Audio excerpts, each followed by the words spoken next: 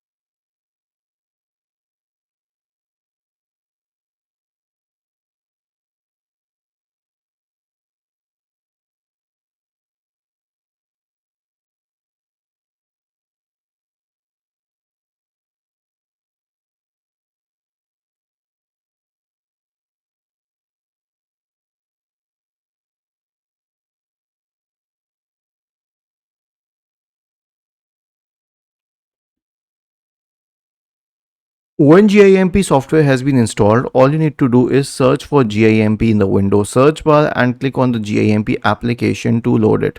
It will start loading it a little longer when you try opening it for the first time, so you can wait. This is only for the first time.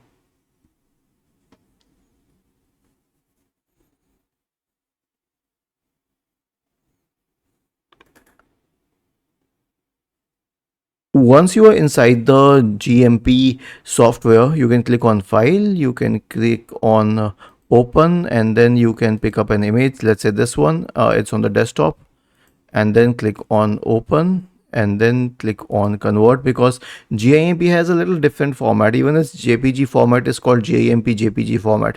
And now you'll notice that you have way more editing tools than you had with the Paint software or any other free software. I mean, yes, obviously Adobe Photoshop or CorelDRAW will have even more options than GIMP, but amongst the free software products, GIMP has the most tools.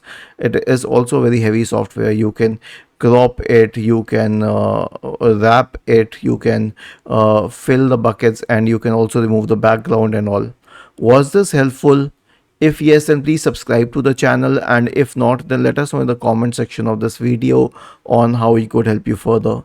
Thank you for watching this video and have a nice day.